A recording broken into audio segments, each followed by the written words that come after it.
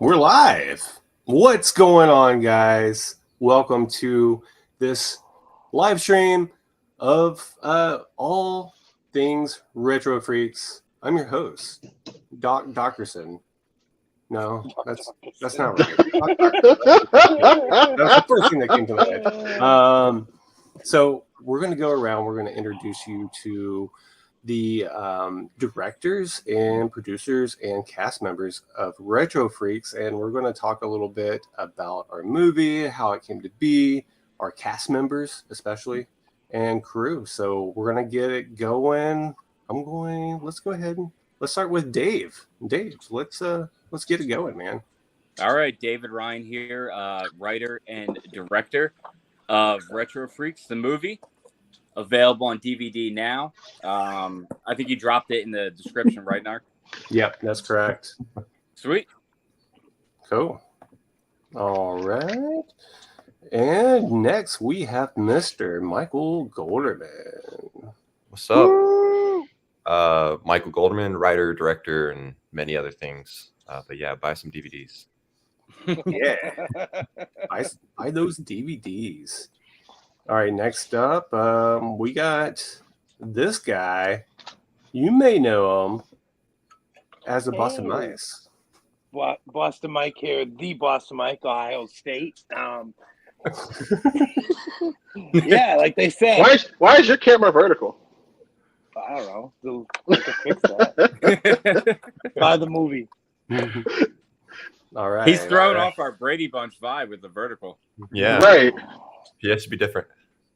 And next up, we got LCC Yeah. Nerdo. What's going on, man? I thought it was good. What's up, guys? So you might know me from YouTube, but in this movie, I'm an actor. Yeah. He's an actor. And last but not least, Not least, we have Mr. Rube the Great in the house. Greetings, salutations. How you doing? Good choice on the shirt, dude. Oh yes. I had to write that. Let me throw this shirt on real quick. I am a part of the cast and crew. I got to do just a little bit of everything. Got to do a little fluffer work too. So Yeah. you just got to be in there. You just got to be present. That's right, man. Much appreciate it. Okay, so I think what we really wanted to accomplish tonight is to give a little backstory of how Retro Freaks came to be, and really hone in on how we got this feature film made within a year, which is freaking crazy. So I'm going to let Dave start off. I'm not going to solo you out. You can just talk. And how did it all start, man? Let's talk about this. I think it started because me and Golderman were fed up with making short films. We made a lot of short films, and a lot of films that straight to YouTube type short films. And they were fun, and we got instant gratification out of dropping them like that. And that's ultimately why we were doing so many short films. But it was definitely time for a feature, but it was there was no way that we were going to be able to do it with just two people. So it was like, we need other people to be invested in this as well. And we got involved with the toy game. We started collecting and making some hunting videos and stuff like that. And that was slowly introducing us to most of the people that are in Retro Freaks.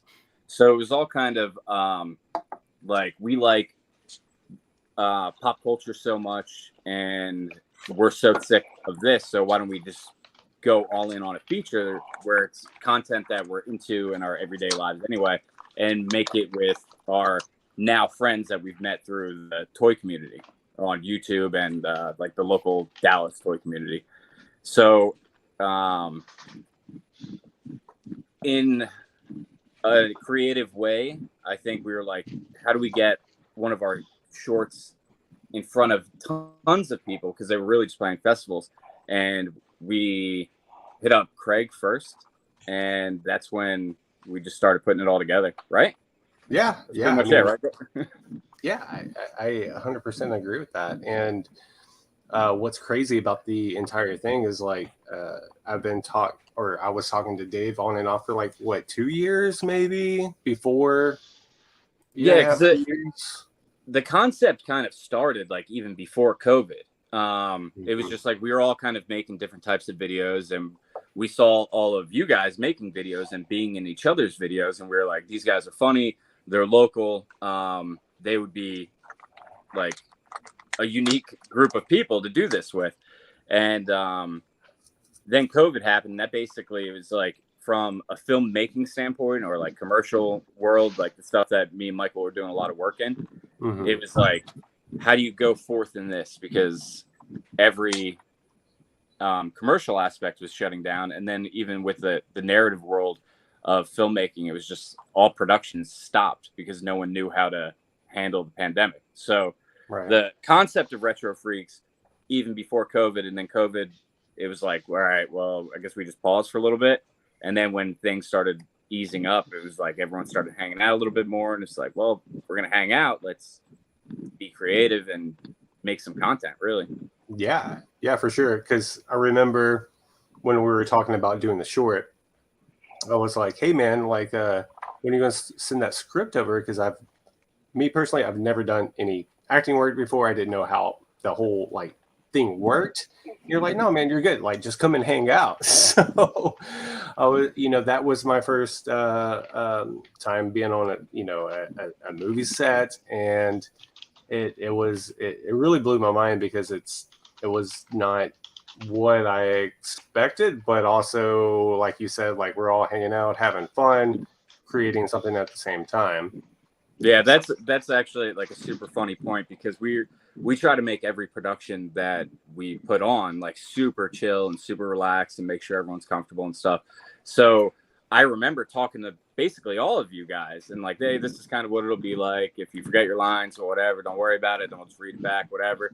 And then we show up and we start setting up like huge lights and we bring out the dollies and the tripods and stuff. And I remember the look on everyone's face. It was like, oh, they're not doing it on their fucking phone? What's going on? And that's what it was like with like every location that we went to too. It was like, oh, I thought you were gonna show up with like a phone, and then it's like, no, we're unloading like 4 trucks worth of stuff. We're like, hey. You know what blows my mind about that, the whole experience. But like when we first like premiered the short on the channel, like people were like, "Oh man, the quality on that phone is fucking excellent." Like, what are you talking about? Like, dude, some of my favorite comments were like, "Oh man, like congrats on that Scare Glow find." Like, yeah, no, yeah, like did you not see all this murder and it's crazy? Like, yeah, there was Mike's daddy's got no head since he's been stabbed in the back, and you got a Scare Glow, so that was dope. Yeah. So. Real quick, I see Jeff in the chat, and he called us all a bunch of nerds, which is awesome. I see Emily. Cincy, can you do a run through and say what's up to some of the people in the chat? Can you see the chat right now? I can, yeah. So Jeff, the Gordon Knight, how's it going? Jamie Dufour, Dennis Simone, what's going on? Dennis just got his copy today, and he's going to watch it on Saturday. Sweet. Very good. Of course, Mrs. Boston Mike is here. Emily's here. Yes. What up, Ruby Emily? Great is here. Mike Beanie Bill. Tiffany Sky Dotson is here in the chat. Acula. Yeah, Acula's Princess here. Acula herself. We got to pull Acula in at some point. Tiffany, sure. are you ready? So yeah, I guess moving on, like Michael, since I know that your background's not really so much into the like whole toy game, like what was your thoughts going into this? So I kind of entered this world through David. Mm-hmm. It was unique. I mean, I'm not much of like a collector. Mm-hmm. So, will be. Oh yeah. Now just being around you guys, I kind of am. Yeah, I mean, and we started with cards too. Like we were like, oh, we got to make some content, so we would start like we would get back into collecting cards that we collected when we were kids, and that's what like started veering us into the action figures and other aspects too. Yeah, and David mentioned, I think you, Narc, and Cincy's channels, and for a while he was like, we should do something with these guys. So I was aware of you guys' channels, And I think, after COVID happened, I think it was okay. Now let's finally do something. And I guess basing it all around toys was the marketability of the movie. Because otherwise, I guess, who cares to watch it, right? I mean, that's what you guys' channels are all about. So I guess that was the way in. Oh, was that Princess Agatha's bathing? It's a bad thing. Yeah. So yeah, I mean, it's really cool. It definitely doesn't seem weird to me anymore. Like seeing shelves of toys behind you guys is totally normalized to me now. So I'm totally on board. That's awesome, dude. Freaking awesome. I mean, it's really cool to like merge like two worlds, right? Like where you guys, came from and like our little toy world and like meld it together and do it. I mean, and then plus y'all are even more amazing people. So it's more the better. Yeah, and I think a really cool thing about it too is these stores, serving as the backdrop for the story. There's so much production value there. I mean, we could point the camera in any direction and there's probably something interesting going on. So that made, the nature of the project, of course, is low budget. So that just made things a lot easier. It's kind of fixed itself, really. Yeah, for sure.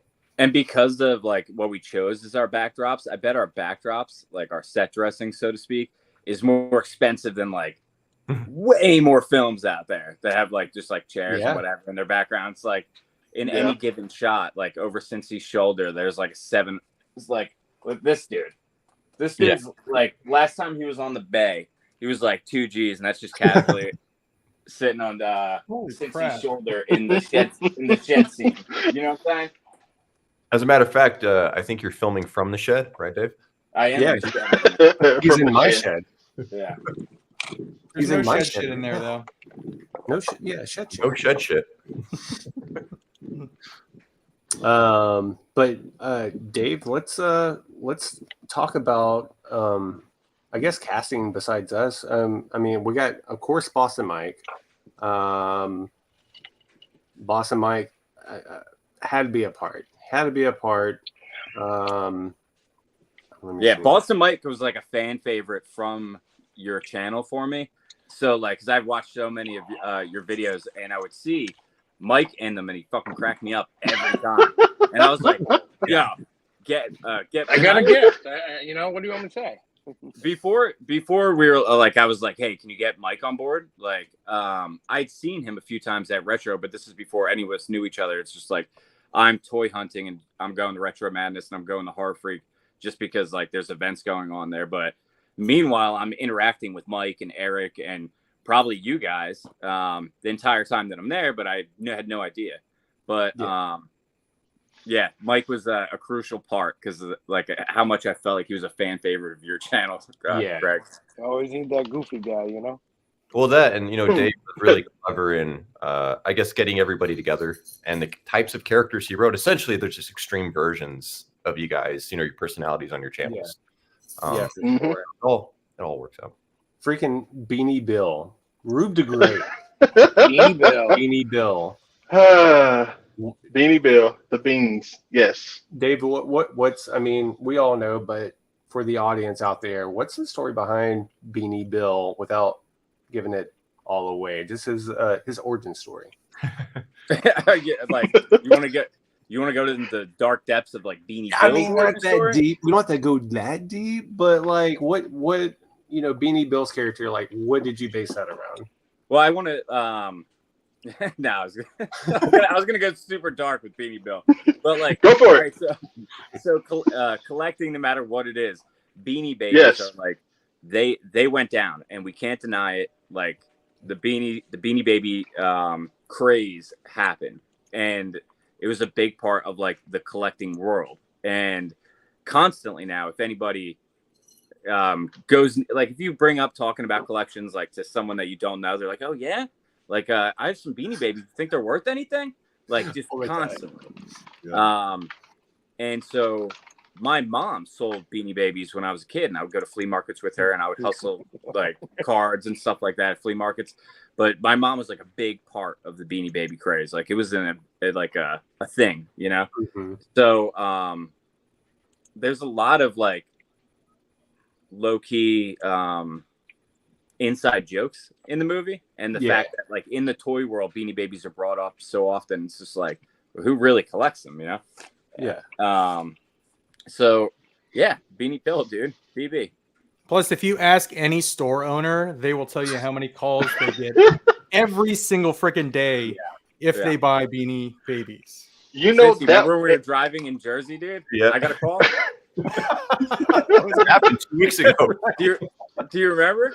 Yeah. And I told him to call. I told him to call Dallas Vintage Toys. And tell him.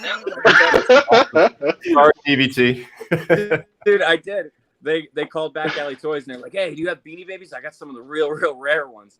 And I was like, "Man, I don't have a good market for Beanie Babies, but call Dallas Vintage Toys. They love them, and tell them that they love them." And we were on the windy road, so then we almost crashed. But yeah, Chuck from Empire Toys says at least 3 calls a day. That's You know, that's every store owner told me that. When I told them about the character, they were just all like, "Man, I hate getting those calls every day." That was the first comment from every single store owner. "Man, I hate getting those calls about Beanie Babies." Like, bro, really? Like, that's my character. Leave me alone. It's so funny.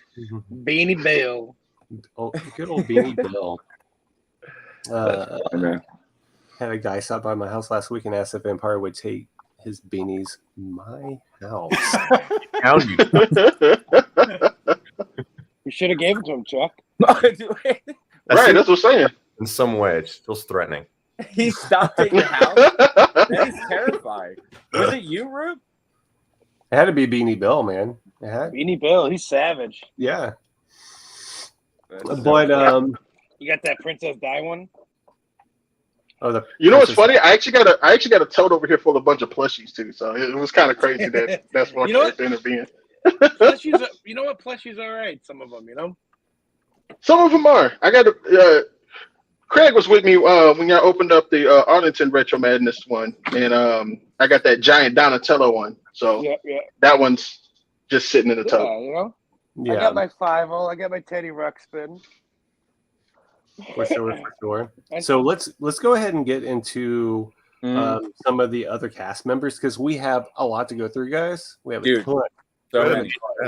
So we already know who we're starting off with. So Dave, if you want to dive into that, I'll get everything prepped. All right. So the way we're going to go through this, because we just want to talk about like how a film that essentially cost like it was the micro of most micro budgets in reality for a feature film, and like when we tell people how much we spent on it, they're usually like, how did that happen? So we wanted to go over like how nearly 60 people, I think, joined in and became retro freaks to create retro freaks. You know what I mean? Like everyone that's involved with this film just like went all in and they were all about it. It was like such a positive experience. So we want to go through and talk about how they joined the team. But we got IMDb up, so we'll go in order of IMDb. And first up, Craig, why don't you talk about this one? Because you were the like how it came to be and how he ended up in the film. Okay, so let me get this going. And so first up, so quick backstory. So we got Mr. Andre Gower, Sean from the 80s hit, or not hit, but hit in my heart, Monster Squad. So delayed hit. We'll call it a delayed hit. Yeah. And it happened later on, right? So it hit later, but this was one of my favorite movies growing up. Like I had a Monster Squad club in my neighborhood, and it was all tattoo on your butt. I mean, you know. So he had his own business card. Dude, business card too, like fan club president and only member. And so dude, real quick, the people in our chat are funny, dude. I'm just like looking at the chat real quick. The people in our chat are funny. Keep going, Craig. So so last year reached out to Andre to be on a episode of the Attic Invaders where we were doing a Halloween special, and we wanted, I was like, you know what, it would be really cool to get, a member of the Monster Squad on, just because that's cool, and we can talk, Monster Squad, Wolfman's Got Nards, which is a documentary that Andre made about the entire Monster Squad experience. And so I contacted him, and the timing just wasn't really working out right. He had conventions to go to, and so over, I don't know, that was last October, or sorry, that was in 2021. My bad.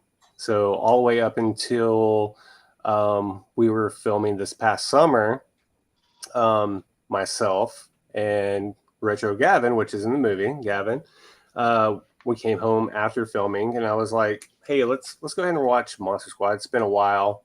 And I was like, you know what? I haven't heard from this dude from a while, so I think it would be really cool if he was in our movie. I'm going to go ahead and ask him. So I asked Andre, I was like, hey, this is what we're doing. This is our short. I sent him the short that we had. And next morning I wake up and he was like, yeah, I want more information. So I don't know. What was it, Dave? Like a few weeks go by, we had a meeting set up with him. Is that correct? Yeah. It all happened super duper quick because it was like you were setting up the interview, and then it was like, well, how about you just come hang out and you be in this movie? And he was totally down. So there was a time period that was going to work with his travel schedule regardless. So it was like, all right, well, he was like, can we do it? It was like a week, right? Golden. It was basically like a week from when we like had a sealed like, all right, yeah, you're jumping on board. You're on your Retro Freaks team, and then we were doing it like a week later, right? Yeah, we once he was on board, we essentially wrote that sequence in under a week. Yeah.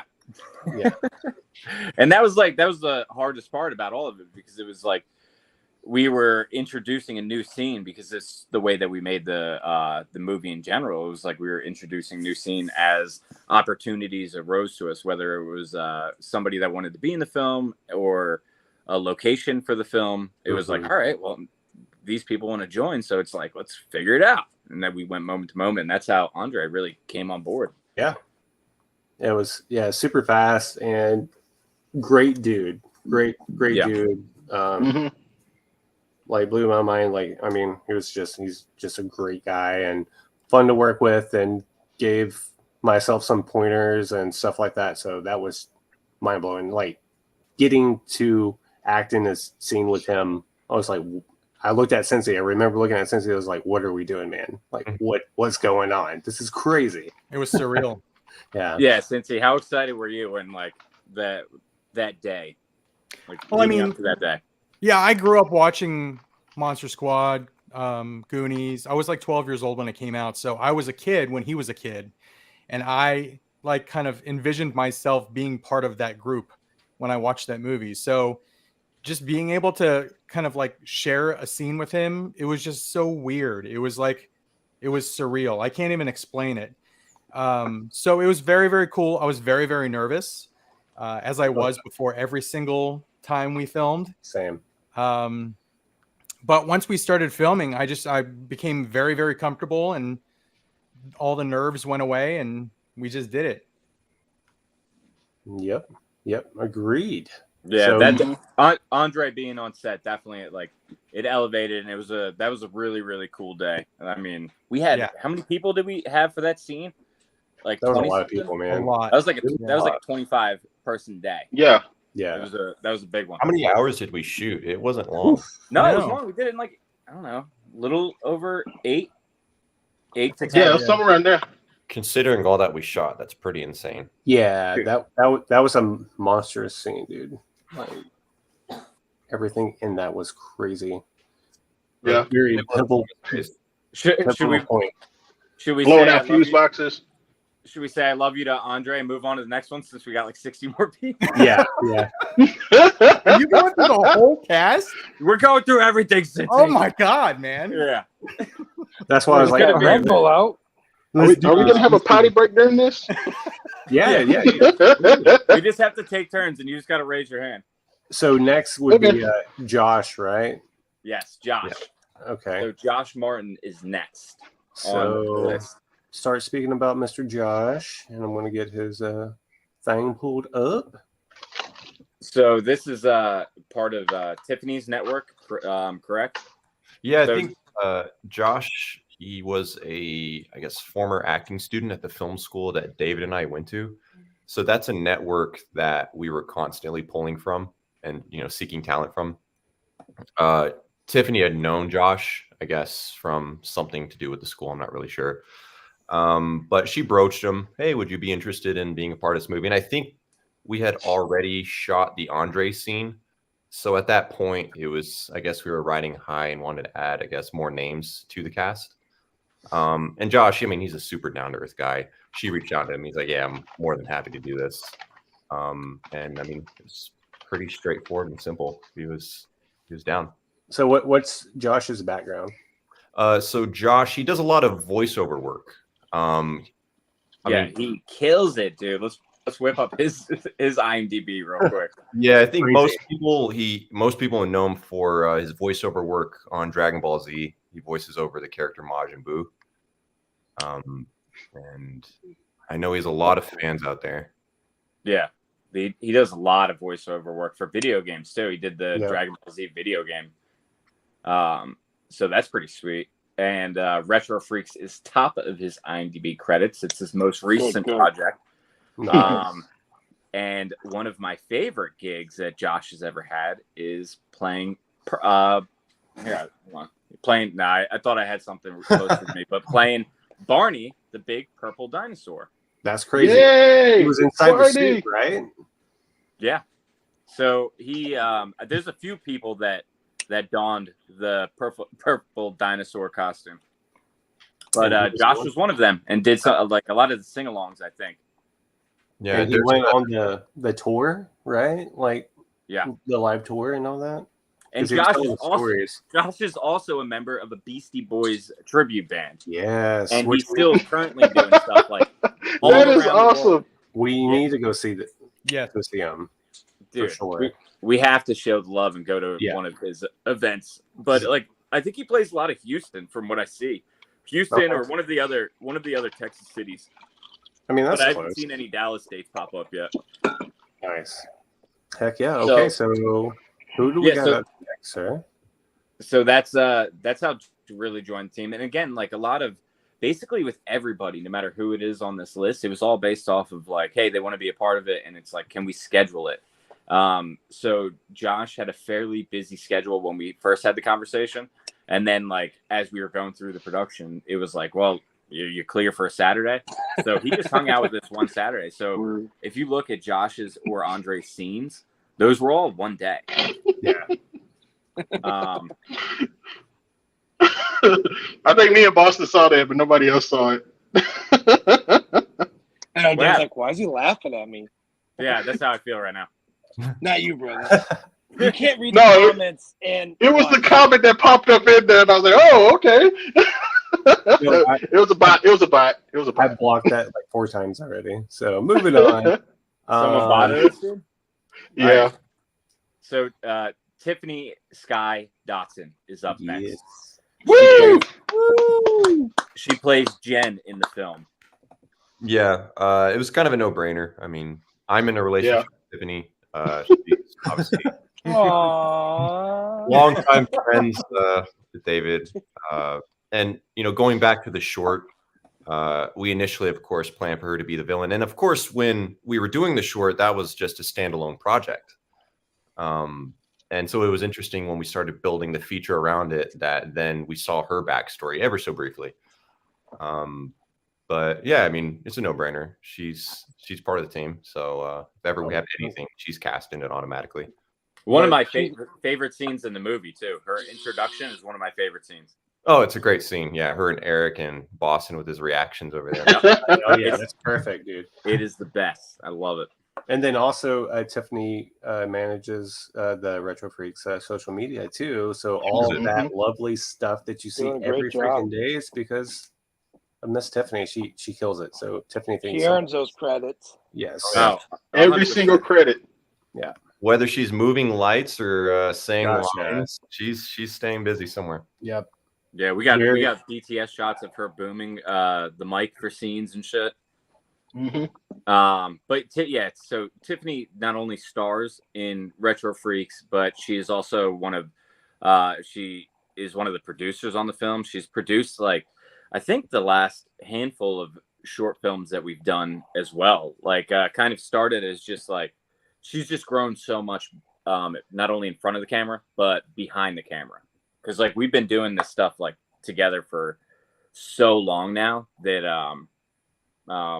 yeah, it was a no-brainer that Tiffany was going to be part of the team, not only in like pre-production, production, and post-production, but in the film as well, because the talent is just both ways. Yeah, the nature of these low-budget projects, we have to wear a lot of different hats, and there's only so much that you can do, and she really picks up a lot of the slack that we just simply don't have the time for. Also, we knew she'd do it for free. That was the big part. It was the first three things was free, and free. Yeah. I mean, in reality, she could have sucked at all the rest, and she still would have been. but Retro Freaks would not have been completed or be anything. I don't know. So, Absolutely not. Yeah, for sure. So, she was probably one of the biggest parts of everything we did. Gosh, yes. Yeah. Do we want to take a chat break and see what's up in the chat? What are people saying? I've been posting it up there as much as possible. So the Gordon Knight said Tiffany killed it, especially wailing on Eric with that knife. Yes, I put that all. Yeah. Damn. Hostility to Papa Eric. Oh, Papa Eric, man. Yeah. Here's Tiff right there. Where's Eric at? Call him in, dude. Let's put him on the spot randomly. Look who we got in the chat, guys. Mr. Greco. Hey! Is that Greco fabulous? Take me out the dinner. Wait, you gotta hit your head on the trash can for Dude, that was so funny at Kevin's Theater. You could hear it clear as day. I remember the sound too. Take me out to dinner.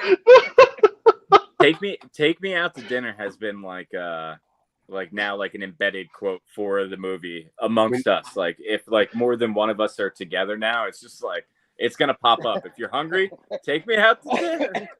I think of all the takes he did that night, like that was the one that he always kept saying. Like he didn't change that line for nothing. He didn't ad lib. It was that was the line. Yeah. That was going to be the line. He said, "Take me out to dinner" multiple times that night. Yeah, because it was funny. the going thing on some video he was watching, or I can't remember, but yeah, it was a thing. It was a thing. Just not TGI Fridays. Yes, you are correct. Oh yeah. That's so funny. Who do we got next, man? What's that? Who do we got up next? We got Gavin Roberts. There we go. Oh, That last name sounds familiar. Retro Gavin. Finger on it. Gavin. So I saw him earlier. He's in here, isn't he? Yeah, he's in. Yeah, he's here. Yeah, I saw him say I love I Jason. see him. He's smirking right now. Those dimples hanging out. Mama next to him on the couch. That's my baby. That's my a baby. good-looking kid right there. So Gavin joined the team in Last Hall. So he was one of the originals, kind of just like right from the get-go of Retro Freaks. He was in Last Hall of My Life, which is on Craig's channel. If someone's in here and hasn't seen that, you can literally go watch it after we're done talking. But that's what led to this. So he was part of the original gang, and I was gonna cameo that part, and then like we were prepping for it, and like originally that part was just gonna be like, oh, like we'll have me sitting there, just because it's really hard to schedule when you're talking about like getting a bunch of people together to do something for no money, you know. So it was like, I'll just do it that way we don't have to bother anybody else. But then like we were getting closer, and I was like, I really don't want to do it, and I feel like the character is not me, and it needs to be someone else. And you hit me up and we're like, hey, what about this guy that I have no relation to, Right? Gavin Roberts? And you sent me a YouTube link, And I was like, yeah, dude, he's perfect. He's literally perfect. Yeah, I mean, follow Retro Gavin, guys. Follow him on the YouTubes. He's on the tubes, right? He's on the tubes. He's on the tubes. When's his last upload? When was his last upload? Probably the video you watched last year. He works hard at it. Is it Sprite like banana. bananas? Yeah, the bananas and bananas? Sprite. Yeah. Yeah. I love it. But yeah, so Gavin killed it. He did great. Super proud of that kid. What? What? Hey, Emily, There's thieves in them? So up next, or we do have a you want to take a chat break? We do have a question, right quick. Okay. All right. Dennis Simone says, when does production on Retro Freaks 2? When's it start? Yeah, Dave, when does it start? Yeah, Dave. Great question. So Retro Freaks 2, we're just like Retro Freaks 1, a lot of it is being made just through us talking and us being friends and saying, hey, wouldn't it be cool if we saw this? Because ultimately what we did with Retro Freaks and what we're doing with Retro Freaks 2 and anything for that matter is, what do we want to see? What do we think the characters would do? Who are some new characters that want to join the universe? Because since making Retro Freaks, it was like now we're just meeting so many more people. Like our network within each other and beyond has grown so much. So it's like we're writing to where we're going. But the short answer is very soon. And we'll probably shoot the first scene within this month. Yeah. Very soon, guys. Like 2 to 3 weeks soon. So yeah, and this we again we're gonna do it the same way. We're just gonna have fun, hang out, and go moment to moment and let the movie make it. You know? Yeah. Whoa. That's not what my agent said. I get paid this time. Where is Mike at? Did he just take a break? I've been here. Were you taking a nap? Poster in the back. Oh yeah, the poster's dope. Poster is super dope. Thanks to our buddy Dave Wheeler. Hawk is here. I thought I smelled something. Don't you smell something? Need a farm to film it. Maybe. All right. Okay. So for these next ones, let's try to encompass them all to the best of our ability. But let's talk about our YouTube cameos and how that ended up really going down, because we kind of talked about it and like it was like, hey, it'd be cool, and we just wanted our friends to be involved. Ultimately, that's what Retro Freaks is. It's like, hey, you think our friends want to be in a feature film? It's like, yeah, call that friend, whatever. But we'll talk about some of the other YouTubers that pop up, and I think all of that really happened at one event that a lot of you guys went to. Yeah. So, Cincy, do you want to talk about how that was going down that day? Yeah, so we went to Craig and I went to PowerCon up in Columbus, Ohio, which is like mostly it used to be a Masters of the Universe conference, but now it's just like all collecting action figure stuff like that. And there was quite a few notable YouTubers which Craig and I have interacted with either in person or online. And we took the time to kind of go one by one to them and ask them if they wanted to be part of it. And they were all very interested in doing it. So, Craig, you want to talk about who we got? Yeah. So, yeah, we were at PowerCon, and the guests or the YouTube guests at last year was Pixel Dan, Stan Larson from Galaxy, was Shartimus Prime, and Robo from the Whoosh. So. These are all guys that we looked up. We look up. We love their craft. We love what they do. And the biggest YouTubers in the game, right? So we talked to, who did we talk to first? Was it Shartimus? I think I went over and talked to Shartimus first. So Craig and I actually met Shartimus at Toy Fair in, what was it, 2018 in New York? Yeah, I think so. So, yeah, we met him briefly there. I talked to him a bit, and then we've interacted here and there online several times. So I just went up to him and started just shooting the shit and talking to him. And talking about life, talking about our kids, and it kind of turned into, hey, do you want to be in a movie? Yeah. So yeah, he was very interested. Craig knows Pixel Dan very well. He's gone on many toy hunts with him. He's hung out with him here in Dallas with Retropalooza. So he talked to him. I kind of long conned Pixel Dan as well because they did before. I was pulling a long con on Pixel Dan because he came to visit Back Alley Toys to do a hunt there with Craig, and then who else was there that day? It was Greco. Greco was there. This is the first time I met Greco, so that was dope. But yeah, so they came to hunt Back Alley Toys, and I gave Dan a bunch of Ben 10 action figures for his kid because he mentioned his kid was into Ben 10. So I was like, here you go, man. But I told him flat out, I was like, I'm doing this, so you owe me a movie later. And Retro wasn't even a concept, but like we make movies. So I was like, you got to be in it, you know? Yeah. So and we he was brought like, it he to agreed. fruition. He agreed then, and we yeah. didn't even know what we were doing. So yeah, I mean, he was like, "Okay, I got to do this now." He agreed to just some random dude in some random toy shop in Texas, and like you guys all know Back Alley Toys. It's like a little dungeon toy store on the back street. So it's like, hey man, I'm gonna make you be in a movie, right? And he's like, yeah. How weird is that? I'm like, take these for your kids. Be in my movie. And after that, I think, and then we really did it. Yeah, it happened. Yeah, it happened. Freaking crazy, dude. Blows my mind still.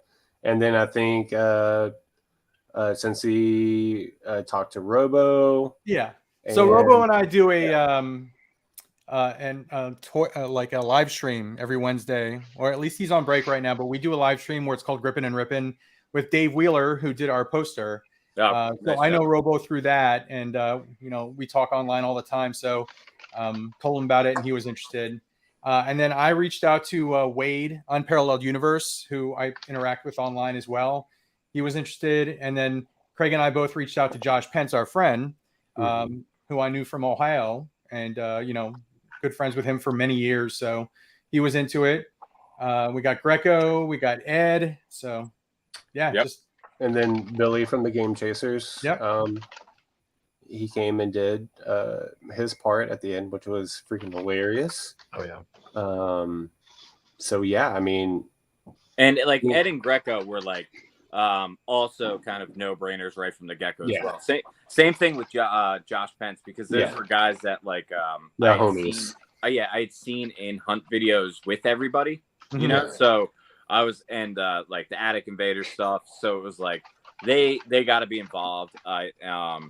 They're funny dudes naturally. So it was like we got to get them in. And it worked out to where Ed and Greco were gonna land in town during production, like while we were still in principal photography for the movie.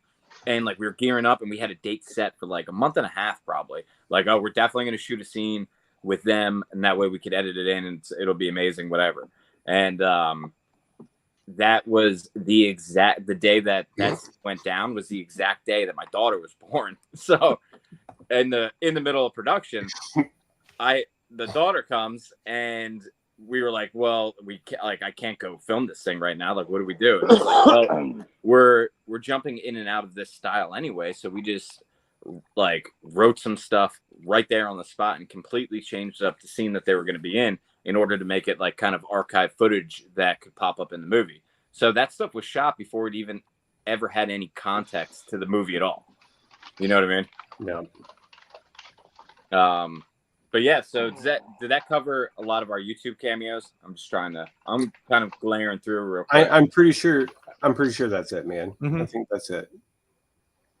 I think we did cover it. And we mentioned Wade, right? Yep. Wade, dude, Wade's when it's so funny, dude. Yeah, so when Wade was sending in his different takes to Cincy, and Cincy was sharing it with us, it was some of the funniest stuff like ever. Dude, he's funny, man. And that's just naturally him. That's just his personality. Yep. And Fwoosh, I mean, quality beyond reproach. Like just like it was just so good. It was like, all right, like everyone came to play. Like they didn't have the money to fly everyone out and have them stay and have them be a part of the movie in that sense, but it's like we want you to be a part of it. So we just emailed scripts and we're like, shoot it yourself and send it to us and we'll figure it out, you know? So they had no idea like how they were going to even be in the movie. They just recorded something and then didn't see it until the premiere or later on a digital screener, you know? But yeah, big shout out to all of them for trusting us. Yeah, thank you guys so much. Means a lot. Means a lot. Who we got next? All right, so we did Billy, and then we lead into Cincy. We talked about how Cincy joined the team, but just to not skip past it, let's ask Cincy a different question. Sure. And I want to know, what was your favorite day on set, if you have one, and what do you think the hardest day was? So I think my favorite day, the hardest day, and you didn't ask this, but I'll say it anyway. The day that if we could go back and reshoot something, it would be this day, is the boxing scene. So that's hardest, and like if you had to redo, that would be it. Yeah. So it was hardest because of, as you guys know, the heat. There was no air condition in this boxing. It's an old boxing gym, and it was basically like a big ass garage. It was like a big warehouse. Yeah. There was no AC in it. They basically relied on big fans, but the fans were so loud that when we were shooting, we had to turn the fans off. And there was a lot of people in there, and it was summer. What was it, August? It was August. Yeah. Good God. Yeah. It was so hot. And we were there. Bruce was working the fans all day. You know, it was actually a beautiful day outside, and it was just so hot in there. Oh yeah. Yeah. What was that, like a 13-hour day shoot? Ooh, it was at least. At least. Actually, it was definitely way more, because we started at noon on Sunday and we didn't leave there till nearly 4 o'clock. That was one of those days where I took like a 5 a.m. selfie in this back room just to like look at my face and be like, yeah, that's how I died. That's the last photo I took. Yeah, because it was brutal, dude. Oh man, and like we didn't even. That's again with the locations. Like that one was just like we asked, and it just fell into place. But we knew we wanted to show something that was dope, and to us, like a hardcore boxing gym, like that's a dope location. Yeah. Like, what are we gonna do that could keep up kind of production value for our final moments, you know? And like, you think of like so many movies, like so many 80s movies, just like any kind of hardcore workout area looks good on camera, and it's just like a fun environment. So we picked that, but that was brutal. That was a brutal day. And all right, so that covers the two. And then what was the other question? What was your favorite day? Favorite. That was my favorite because I trained boxing. So it was all three? It was all three. Yeah, it was my favorite because it was something that I love doing. It was a cool location. It was hardest because it was a long ass shoot and we didn't have AC and I was sweating the whole damn time. And I would like to redo it because every time I watch the film, I'm like, I could have done that better. I could have given more. I could have fallen harder. I could have taken a punch there. Just everything. I really, really want to go back and refilm that scene, but it's done. So I'll just make up for it in the sequel. Yeah, I love it. The only thing I would say is like, hey man, just take a couple in the chin for a good shot. Like you're gonna be good. Just take a hit. Yeah. Not to give away too many spoilers for those that haven't seen it yet, but well, the person that I was boxing in the ring, I told them to hit me, and they hit me. So yeah, there's hits in it. Okay, so there, and then next up we have Mr. Craig Roberts, and we already talked about how like all of that connected. So let's go with the same question. Favorite day, day, and if you could go back. Okay, so if I could go back, it would be last haul, 100%. Like I know it's cold as fuck, but like at the same time, like know what I know now, like I could have done that a lot better. So there's that. That was like we talked about earlier. That was a very intimidating day because me and Golderman, we were like, so like, don't worry, it's a chill thing, it's a chill environment, man. And then we show up with like boom poles, big lighting equipment, like huge tripods, and we're like, all right, get on your marks. Well, I remember like texting like that day. I text Cincy, actually all three of the guys on the bottom. I was like, hey, this is legit. Like this is legit. Like what are we doing? Like this is for real. Y'all remember that? I was like, Oh yeah, yes. Oh, yeah. So yeah, redo that. I think the hardest day was drawing straws. That moment, that moment was the hardest. Yeah, because I mean that was for myself. That was a long scene to do because I it felt like forever, but it was also like 3 a.m. So I couldn't, remember my lines, have straws out, throw them out, pick back up in my pocket. Like that was all impossible to me. Like I don't know why. I mean, that was just crazy. Yeah. That's also because like the way that scene was originally written was messed up. Like it wasn't the way to do it, but we were just dumb and didn't catch it when in the writing process. So then it took us being on set to be like, we're like saying it wrong. It's the person that draws the shortest straw is the thing. Yeah. Also, I think in terms of editing time, we hang on that shot probably longer than any other shot in the movie. And so it's just you guys performing the scene maybe for 40 seconds to a minute. And I'm not exactly sure how long it is. I mean, it definitely felt like that. Like I was like, because the later it got, I was like, man, my brain's fried. Like trying to remember to pull a straw out of my pocket, and it was impossible. Dude, that's one of my favorite scenes, like from the editing process when we're me and Michael were editing it in back alley, like late at night, because that's how we edited the whole movie. It was like we met up at back alley, and then we would like get the rough cut together, and then Golderman would take it home and make it pretty. But sounds like a snuff film. Yeah, and we did it on a red leather sofa, dude.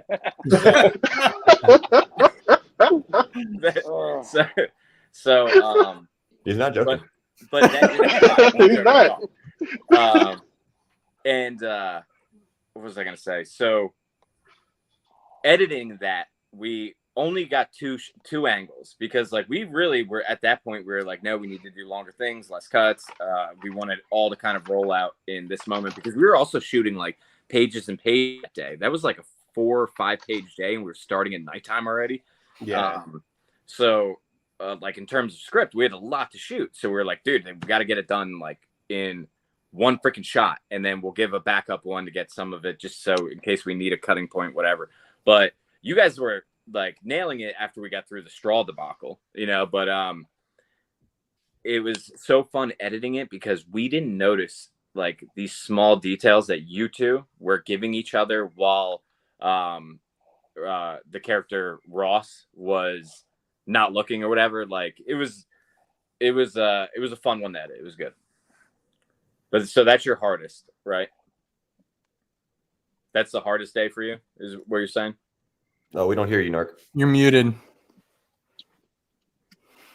What? Our host is muted. What did you do? Get off my car!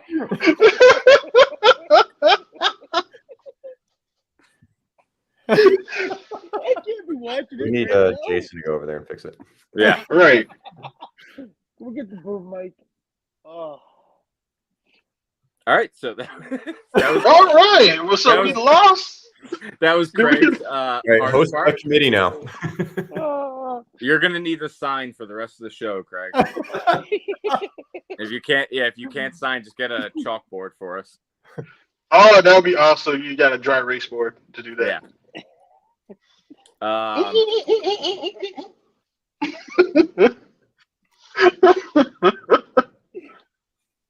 Cincy, you're the designated new host now. Go ahead. Well, let me ask you guys, the directors, is there any scene that you would go back and want to reshoot, or was it perfect for you guys? I'll go. Yeah. No, I mean, on a technical level, yeah. But I think as far as like what we actually got in the can and how it fits into the movie, I think it fit. Everything fits the energy and the tone of exactly what we're going for. So I don't think there's really anything that I really regret and would want to reshoot. I think it's all part of the experience. I feel the same way. It's like from a technical aspect, it's like we were to have, and I think like scheduling is just difficult when you don't have any money and everyone's just like, we're donating time as we can. Like we all have full-time jobs or more than one job that we're hustling. We all have families and stuff. So it's like, not everyone could be there on a set day, but if like going back to, I wouldn't want to change anything in the movie, because it was just like everything is funny and there's so many inside like gags about it that now it's like just this recorded memory of like doing it. So I love the movie, but if we had more people, so we had more of a consistent, like this person is sound every time and stuff like that, that would have elevated the production and still captured the same stuff, but from a technical thing, maybe we would have had an easier time in post and stuff like that. It just would have been a huge time saver, and we would have had the opportunity to do like another take of something, because sometimes it was like we just got to move on. Like all right, like this is the coverage that we're gonna have to have for that. Like even the scene that you're talking about, Cincy, in that ring, like if time wise we would shoot so much more coverage, you know. But ultimately, I love it, every bit of it, and it's available in the description. Again, on DVD right now. Yeah. Is there a link in the description for the DVD purchase? Yeah, there's the instructions. Okay. Yeah. So part 2 to that question to the directors is, what single scene in our film are you most proud of? Maybe it's the shot, maybe it's the performance. What single scene do you like the most? Boston Mike's head being exploded. That was epic. I started a chain reaction. It's that moment that you're talking about, Mike, is like a definitive moment in the movie. You know, that's like a big deal, and like that was one of the first things that we shot, like for the short film, and now where it falls in the film, it's like, now with the backstory and everything, it just makes everything so much sadder, you know. Like, no. Yeah. No!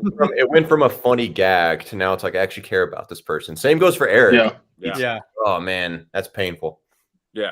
But yeah, to answer your question, Cincy, I really like the way that scene with Tiffany and Eric plays when we introduce the character of Jen. I love the energy in that scene. I'm not exactly sure what we captured there, but it is really effective. And of course, every time I rewatch the movie, I really like the sequence where we run into Andre's character. Oh yeah, it's fun. Yep. And for me, I mean, I love the Tiffany introduction scene for some, like the music and everything, and coming out of the scene that we were in when we were hanging out with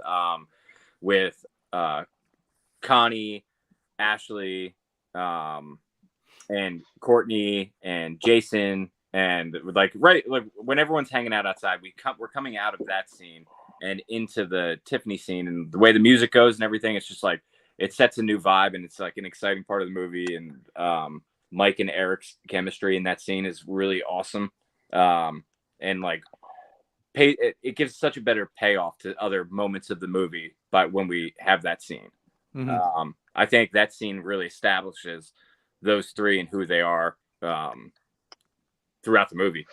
So I love that scene, but at the same time, I love different moments from like so many other scenes. So like the stair scene after the I'm trying to not to give spoilers. Spoil too much. Yeah. Like but there's a lot of good scenes, so I'm just gonna go with that. I love the introduction of Jen and really building of the characters that Boston Mike and Eric portray. That's a good moment for the movie. We're getting into it at that point. Yep. Well, do we want to get back to talking about the cast members, or do we want to do more questions? Craig, what's going on? Are you dead? He's trying. Read his lips. Still a mute. Yeah. What, like, should you give me a thumbs up if we keep going? Are you still troubleshooting? Just keep going. Don't mind you. That's what he said. Yeah. Okay. tell you what, man, that knock. Oh. He farted every night during that take of taking, you know. So where we were on Craig when he died out on us, right? Yeah. Yeah. Yes. Okay. So then we move into Chuck Mahoney and someone else pronounce Matt's last name so I don't mess up. I think it's Who Hope. cares? Hoke? We're gonna go Hoke. Who cares? I say who cares? All right. So we'll go Chuck and Matt from Empire Toys. So Great day. Yeah, that was a really fun day. That was a really easy going day. Great spot too. I mean, same with all the other stores. Just added so much production value and life to the movie. Yeah, it did. The blue walls actually set a different tone. What was going on? It was like a whole different area. Like it was actually like I was like, oh, this is pleasing to the eyes because everything wasn't just white walls everywhere. Yep. And we did two pretty major scenes that day, and it was like it was just very, very chill. Hawk, by by the way, Matt's in the chat. Yeah. So hey, Matt and Chuck, how's it going, guys? Hawk, there you go. Hawk. So they are the owners of Empire Toys. So it was a no-brainer. They're both very charismatic. They're both very funny, just in general. They're big parts of the toy community here. So it's like, well, that's what we wanted. We wanted to be very, very, very, very inclusive and make sure that we were kind of doing that. So when we talked to them about it, they were so down, and we showed up that day. And again, I think that was another one of those moments where they opened up the doors and we're like, what is this equipment you're bringing in? We're like tugging in carts for the dollies and stuff. And they're like, I thought you guys were just going to show up with phones, you know? Yeah. And so that was really fun. And they just not doing any type of narrative stuff before, they were just on it. Like they got it right away. Right away. Yeah. And they even played with the scenes a little bit. We allowed them to play with the lines, and whatever they came up with was honestly better than what we had written. So they did a terrific job. And also they opened the doors. Obviously, we were able to move things around freely. I mean, it really couldn't have gone any better. Yep. Yeah. By the way, we did get a super chat. Sorry to interrupt. It's Melvor from Game Chasers. Thank you for the $5. Appreciate it. Appreciate you. Thank you. All right, so Chuck and Matt, we'll give a golf clap for them for being so generous with the store, and being such amazing people to hang out with for that day, because really things can go very, very like crazy. We've done some locations where it's like, yeah, everything's cool, come hang out, do whatever. And it like totally is not that when you show up, because they're just like completely overwhelmed by the experience, and they're like, get this equipment out, get all these people out of here. Like, But Chuck and Matt were the complete opposite of that. We felt welcomed like the entire day. And they were like helping out with behind the scenes stuff too. They're like, hey, can we move this? What can we do? You know? So that's how they became part of the team. They were just super into it. Also, can I just interrupt and say that Chuck and Matt were featured also on A Toy Store Near You on Netflix? Absolutely. And their episode, Amazon Prime. Oh, it's on Prime? Yeah. It's one of my favorite episodes. I should know it's on Prime because I have an Amazon Fire Stick, and their picture is literally on my TV every time I turn it on. I love it. Yeah. It saves like the last thing I watched on Prime, and that's it. Yeah. Their episode's awesome. So I've watched it twice so far. And they're like, you see them for the season 5, or I think it's on season 5. The season 5 thumbnail, you just see Matt and Chuck's face, and I'm like, yeah. Look at you. You see them like, hey, I know those guys. Hey, all right. But very, very good of you, Cincy, for remembering that and getting that out there, and very good on Rube for paying attention and making sure everyone knows to find them on Prime. They're free. It's free on Prime too, right? I believe so. Yeah, it is free on Prime. Are we back, Craig? He's back, but not all. No audio. No. Maybe you should log in from another phone. Use your iPhone device. Use your phone. Use your actual phone. Yeah, we'll try that out. And then also, that was that day we had the best pizza of all the days we had pizza. That pizza was so good. Yeah. By the way, for those that don't know, where do we get that pizza from? Double Dave's. Yeah, we gotta get that again. So we had pizza literally every day we filmed, right? Yeah. Every long day, yes. How you save money? Just feed everybody pizza. Yeah. Yeah. And it was like we didn't shoot 25 days in a row, so it's not like we all ate 25 pizzas like in a row. I think we would have been so sick in like day 3 or 4. The good thing is like because the way that we shot it and it was so sporadic, it was like pizza wasn't this overwhelming thing. Because like if you did a production, like just say you did any other production, like your production went even 3 days in a row, and you just got pizza all 3 days in a row, like there's gonna be a mutiny. You know what I mean? Like I'm serious, man. Like it would not be cool. Everyone on set would just be like, first it would start like little Twitters, like oh yeah, like a pizza again, oh yeah, really? And then just make it to the 3rd day, and they're like, "What are you kidding me, dude? Like I don't feel well. That's too much pizza." Holy shit! Is Jason here? We got pizza. Earlobes. How is that the Jason theme right now? Hold on 1 second, guys. Let me mute this. There you go. Now we want you to mute your mic. Right. That was perfect horror movie score. Right. Is Jason around the corner? Yeah. Right. And it was kind of retro. Like it was like a retro version of Jason. It had auto-tune to it. I liked it. Just waiting for you to get snatched out of the camera view and just gone. Yeah. Phone falls, it's looking up. We have Brady waiting. Let's get him backstage. Let's get him in. Brady! What's up, y'all? Good to see y'all again. Dude, look at Brady with the setup, dude. I know. See, I was going to do that, and mine wasn't set. I'm like, damn it. Yeah. It's so comfy. Brady, I talked to Brady on the phone earlier. He's like, "Oh, I'll hop on. Like, I'll get on real quick." You begged me to come on. Yeah, and then you come up and you have this, like, to me, I'm looking at a small thumbnail, but it looks like a dope studio mic, and you're just ready with. Like, yeah. You look like a radio host right now, and I love it. He does. Thank you. I love every bit of it. I also have my dog over here too, so if y'all get a little bit of that. Yeah, puppies in the shot too. Now you're trying to take over the whole thing. I know. It's not a puppy stream. Hold on, let's see if we can see him. Yeah. I guess we're going way off topic here, but there's this little. Yes. It's the dog tags for today. What's your dog's name? No, I'm here. This is Baji. Your head turned into like Baji. a little thing. Yeah. Well, I have headphones on, so I don't get a lot of echo, and he does not hear you call his name. So. Like actually, I have high quality headphones on that are noise canceling as well. Hey, these are actually $50. They're not bad. There's some like Audio Technicas, and man, they're comfy and they do the job. So while Brady just popped in the chat, let's do an introduction of Brady. Yeah. And then we'll kind of hop back into the list of where we're at, right?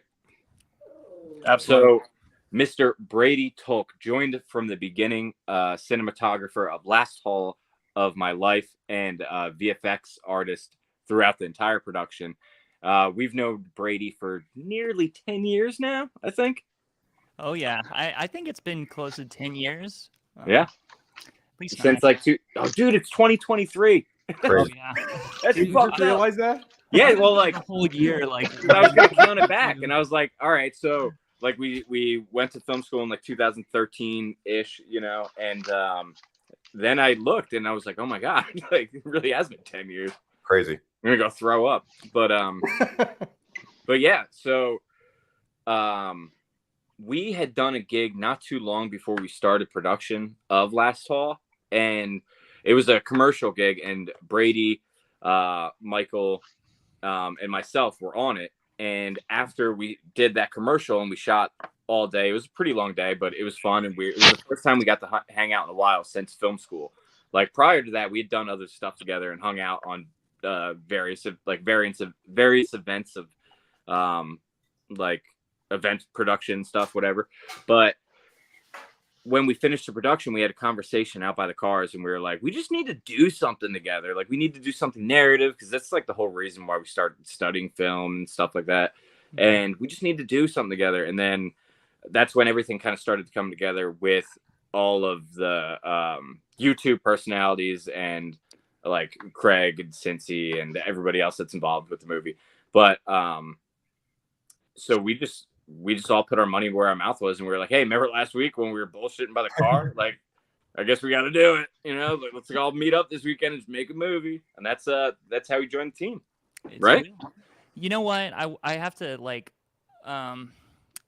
let out a secret, and I have been wanting to really work with you guys for a long time. Capstone Films, people would always, be like, hey, these guys, they would come to me afterwards or whatever. But I know that makes no sense. But I get it. I'm tracking, dude. Yeah, they'll get it because they know. But this product of us being together has been me crowbarring my way into doing something cool with y'all, because I really just always love the vibe that y'all bring. It's like Michael is a true creative. David, you're such a good like producer, and I just wanted to be a part of that team no matter what. So hitting y'all up and saying hi every now and then, and just it's funny because it's like the exact same thing for me and Golderman, because me and Golderman will talk like through all of this. We'll have late night conversations, like how a lot of the stuff kind of played out in the writing of it too.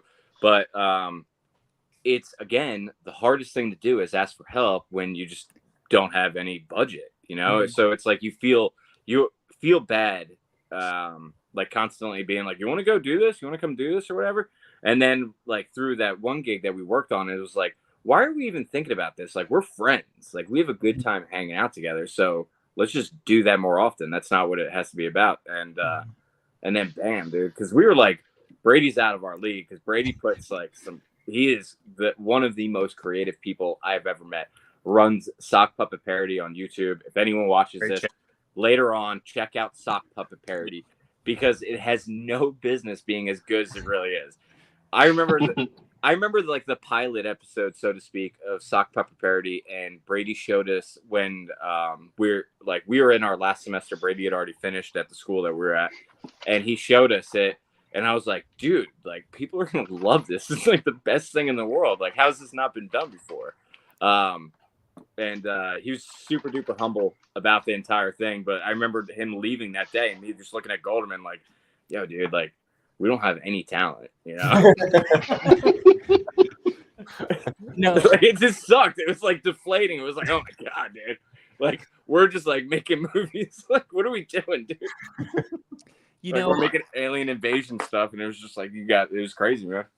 You were saying like, you feel bad about like asking people to come out for free, but one, I need a place to hang out sometimes, so yeah. And on set is always a fun time for me. But two, like, I think we all understand how hard it is to like try to make content, create stuff, get something up off the ground. And, people have helped me with Sock Puppet Parody and get that up off the ground, that I couldn't do it without the people who like supported me. So it only makes sense for me to want to support anybody else or come out and help other people in whatever way I can. And plus, I'm going to have a great place to hang out. So it makes sense. I think that's the whole reason that the movie was able to get off the ground, is those 60 people, like, everyone wants to just see something happen, and they want to see something cool happen. And we have the resources to do it. It's just like, make it happen, So yep. 100%. I guess I should like say kind of what I did on the film so that people know if they don't know me. I kind of helped with lights. I kind of helped on the I was there for Last Hall, which was the short film. And, as soon as David said, hey, we're going to do this, and I was like, you better call me out, dude. I need to be there. So I kind of immediately put myself into like a role to establish what the lighting should look like. I think Golderman speaks such a great cinematic language with the camera that me being able to help on the lighting aspect and make everything come together and look really cool in that way would be very, very beneficial to y'all. So that's where I kind of plugged in immediately. I am used to non-actors and helping non-actors keep their lines, so I did help a little. What are you trying to say? Yeah. Y'all are non-actors. 2 cards are necessary. You were really great at that too. I'll put that in there. You were really good at that. Brady's one of the most patient people I know. Super. Time and time again. I don't know how he does it. I don't have the patience for certain things, but he does. Lots of practice. Try having a husky. That'll do. Lots of patience, you know?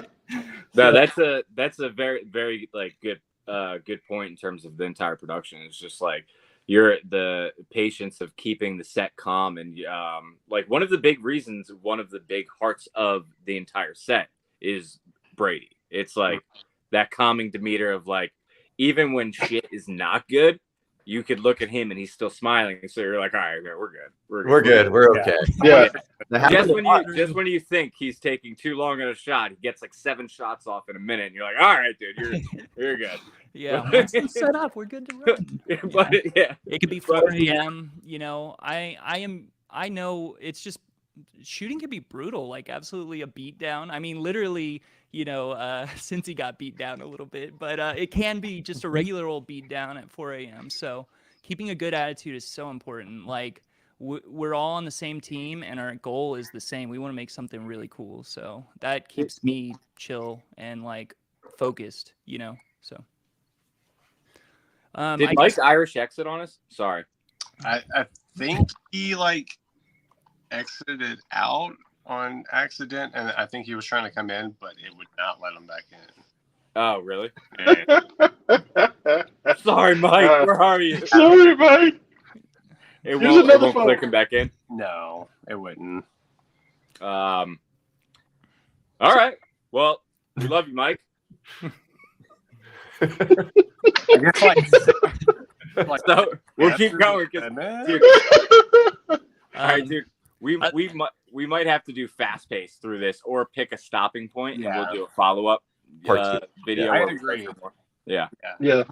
Because like I'm scrolling, dude, and like my fingers getting tired from scrolling through the cast list of this. Dude, like, and I'm holding my phone right now and like looking at my laptop, like trying to like, what are we doing, guys? All right, so we'll get into it. Michael Golderman is next on the list for IMDb, because he does not only do like 20 things behind the camera, but he also acts in the film as well. Yes. And I'll talk a little bit about how that came to be. Is we're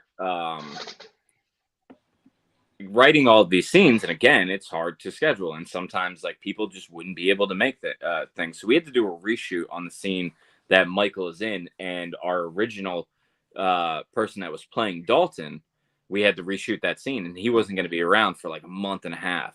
So it was like, all right, if we're still filming them, like we'll try to get them back in, but we got to do this reshoot. So this is what we got right now. And we had like one good day coming up. So we were like, you're doing it, dude. So it was just like, again, like a day of type situation where it's like, you're like, this is your cameo in now. And yeah, Golderman came in, played his character perfectly. Because it was like, really, if you look at the character of Dalton, it was written for Golderman, you know. You'll figure out what I mean by watching Retro Freaks on DVD. I just wanted to say too that in reshooting that scene, because we had some technical difficulties and also cast members dropped out for scheduling reasons, there's a lot of stuff going on. But David and I, right after we shot that initial version of the scene, we went ahead and edited it, and that actually happened to be one of my most favorite scenes in the movie. Of course, it's cut. Nobody knows exactly what I'm talking about. And I broke my heart. It really did. I loved the scene as it was. And so when it came time to reshooting it, I'm guessing David always assumed that I would play the role of Dalton just because I'm a body on set. It's a quick role.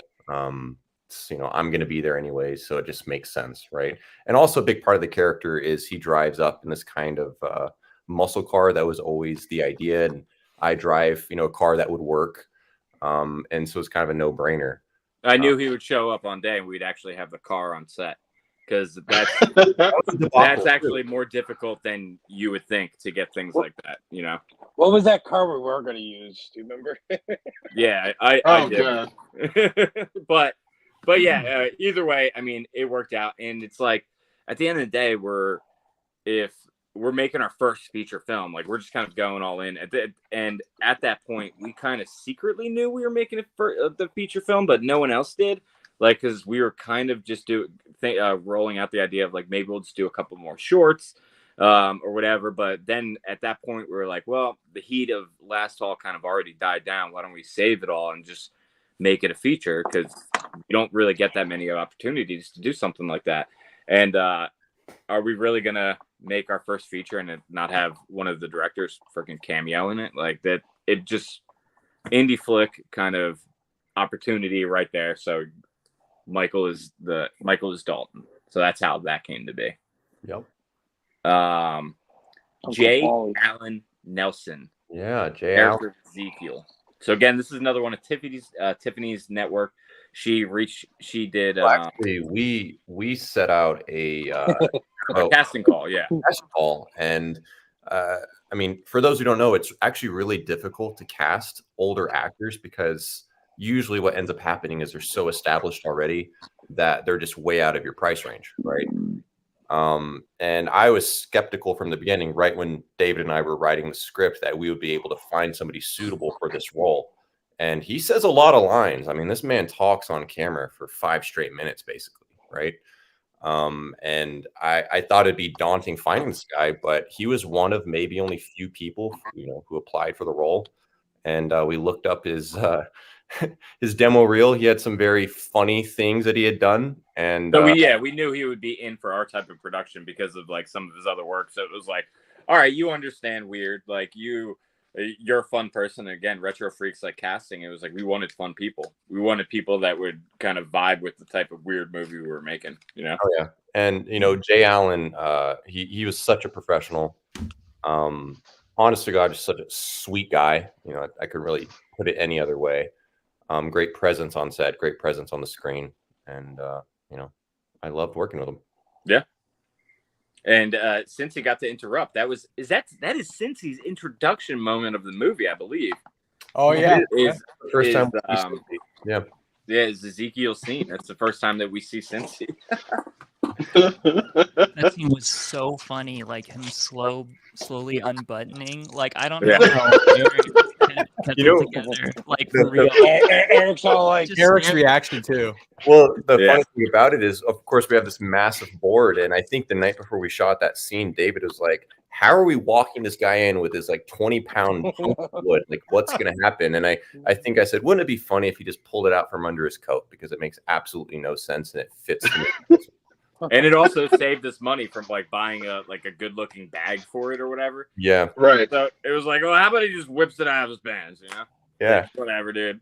We don't have to buy anything. Like, and it's funny, it adds some humor to the scene. So, yep.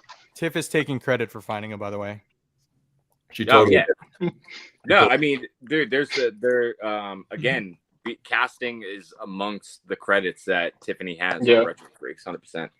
Because she did all of that legwork. It was basically like us, and I say me and Golderman just for the sake of us, like being the people that put it on paper, but all of us really talked about the movie throughout the entire process, like while we were on set and stuff.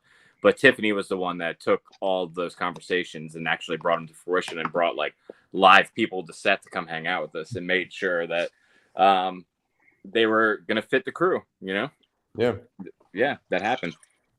What do you guys want to do? You want to do one more and then call it? What are you thinking? Let's do Mary and Blake. And then we'll call it there. Okay, cool. So let's talk about Mary first. So Mary, she is an acting student at the film school that David, I, and Brady went to. I was connected with her on social media for the longest time. And I think I had posted something on my story when we were shooting The Last Haul. And I think she expressed some sort of interest, or she thought it was cool, something to that effect. And when we started writing, of course, the prequel, she immediately popped in my head. She's the perfect age. She has a great look for the part. And it was a no-brainer. And she was totally down, totally. Is my phone doing that? Or it looks like you're frozen. I can hear you, but I feel like I'm cutting in and out. Can you guys hear me? Yeah, maybe it's lagging a little bit. I look frozen right now. Yeah, you're good now. Maybe. Maybe. Let's see. You're good. It's good enough, definitely. Okay. I got the Sorry about that. over here. But going back to that whole film school thing, that is such a powerful network. Because we have access to a wealth of talent, both behind and in front of the camera, that are more than willing to, I guess, put their names out there. They're trying to establish themselves in the industry, and what better opportunity than a feature film, right? Yeah. And like, also mind you that none of them had any idea that they were even going to be in a feature film. It was just like, hey, can you come hang out with us for a couple of days and we'll do this. And again, like, just like the willingness of wanting to be part of the team is how everyone really ended up being on the team, because it was like, if they want to be involved, then they're gonna give it everything that they got. When they're gonna hang out on set, they're gonna understand the type of movie we're making, and it worked out great. And the character of Ashley is super duper fun. Like, I'm excited to expand upon really the entire universe that we built. But yeah, I was going to add too, there is always a bit of uncertainty as to whether or not we are actually wrapped on a character because of the nature with which we were writing this entire story. It was all fragmented and out of order. David and I felt terrible. Mary, I think at one moment, was trying to change her hair color, and we were like, we don't know if we're done with you yet. Can you yeah. Do you mind waiting 9 months like to change? Like, sorry, dude. Like, it was only supposed to be 1 weekend. 9 months later, we're still shooting, dude. And now we're affecting her life, Yeah. It's like, I would like to change my. She was a trooper for sure. Yeah. But again, like, just so fun to work with, and definitely a long future in not only what we continue to make, but the like a long career in film. And she's also a model, I believe. So she's got a lot of good stuff kind of coming out. So she's someone to look at in the future. So golf clap for Mary, and then talk about Blake. Yes, you Blake. All right, so Blake is, again, another 10-year friend from where we went to film school, and there was not a chance in hell that we were going to complete a feature and Blake was not going to make some kind of appearance in it. He is one of the most talented actors that I've ever seen and ever worked with, and he just always comes to play and is just so fun. We've done so many things just for so long, and this movie wasn't going to be done without him showing his face. I think our first films likely had Blake, cast in a lead role, and so this is 10 years of working with Blake, and he never fails to surprise me. We could throw him the silliest role, the most off-the-wall thing, and he will come in with such a serious approach. He takes his craft so seriously that you can't help but respect, his dedication. He's just a terrifically gifted actor. He works really hard, and like Mary, I mean, he has a really bright future ahead of him. Yeah, 100%. Like, but gives it everything, and it's just like he makes decisions, and he's right about them. So, whatever you give him, like, even in terms of like his wardrobe in Retro Freaks and his glasses and stuff, like, he thinks about everything. And he came to play with it. We didn't have a budget for anything. Like, we didn't like, even when we filmed this scene, there was hardly any prep time for it. So we relied on everybody to kind of like be their own wardrobe department, be their own everything, basically. Yeah, to a degree, everybody injects a bit of themselves into the movie. We're so low budget that it just has to be that way. Yeah. And Blake plays such a fun character. He plays young Ezekiel. We get to open up the movie with him. If you haven't seen it, again, it's in the description. But as soon as you hit play on the movie, you're going to get introduced to Blake's character, the young Ezekiel, which pairs with with J. Allen Nelson as the Ezekiel later on in the film. So it was just super fun, we were making a feature film. It was like, hey, let's go hang out in the 80s for a little bit and do it to passage of time. And I think we accomplished that in a really fun way. Yeah, for sure. That was also a really fun sequence to shoot. I think, taking the story back in time a bit, being able to play with things, it just added a different type of energy to the movie. Yeah. Yeah, man. I love it. So what are you guys thinking? You want to do one last go around the table? You want to? Oh, Eric's up. We got to talk about Eric. Beavertoe.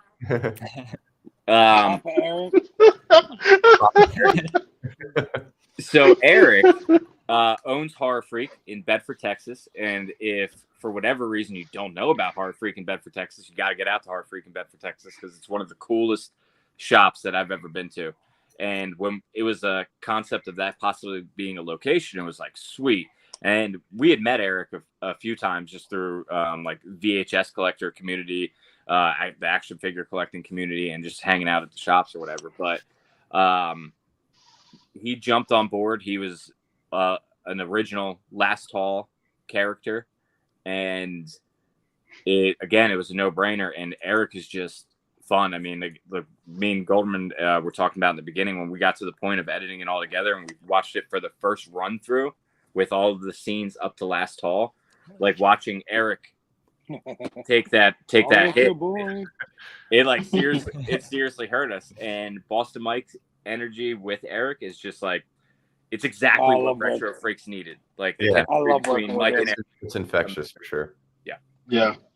And how hospitable, Eric was with this store, because he was under the impression that this was just going to be a short as well. And of course, we ended up shooting at Horror Freak for probably the majority of our shooting days. We pretty much lived there.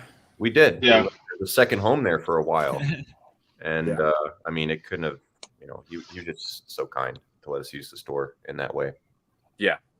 And really cared about the movie too, like was really all in on it from the beginning, and is a true retro freak. So I have a quick question for Mike on Eric. How long have you guys known each other? Because we don't before we wrote all of this, we had no idea, Maybe 6 years now, maybe 5. Okay. And how often would you say you guys hang out weekly? Like when you're there's times we were inseparable. We were going to flea markets together, but when you start dropping hands and pushing each other to get out of the way to get to that bin of toys, it's like I love it. I think maybe we should take a break from picking, but it was great. I mean, I went on a family trip for him with Kentucky. We went picking. It was great. He's a great guy. Heart of gold. Movie for sure. What about you, Rube? How long have you known Mike and Eric and Craig, really? I met Craig through YouTube. And funny story, a friend of ours out in Cali right now, George, he told me about Craig. He was like, because I was when we started the Syndicate group, it was me and Cincy and D-Bag Robot Gang and Mike the Hunter. Like, we were just starting that. Dude, it's so weird that you bring that up real quick. Sorry to interrupt, but no, you're good. The Syndicate hit my radar before anybody else's YouTube channels or anything. Like, it was just this random thing that I stumbled across, and then I was like, "Oh, this is cool." And I was following that, and then all of a sudden I started watching kind of like your guys' videos, seeing you guys within each other's videos, whatever. And then it would always be like, "Join the Syndicate," and I'm like, "What the fuck?" Yeah, sorry, guy. No, I didn't want to, I thought it was creepy, the whole YouTube thing. Like, hey, he wanted to meet up with you. I was like, yeah, that's not creepy at all. Like, yeah. But but you're used to those meetups, Yeah, exactly. But when I finally met up with Craig is probably from camera to in real life the most genuine person, the same person there and there. I was like, okay. And then when I got to meet Cincy, that was probably that was when I realized that Cincy off camera is so hilarious and so fun. It was just he cusses a lot off camera. I like this Cincy. But Cincy's channel's a hard PG-13 though. I feel like it's gotten there. It's gotten there. It wasn't there before, but it was gotten more and more. But that's when I got to get to know Mike and Eric through all this, us always going everywhere. And it was just it's like I fit right in with them. It wasn't always inviting me everywhere, even though sometimes I can't make it.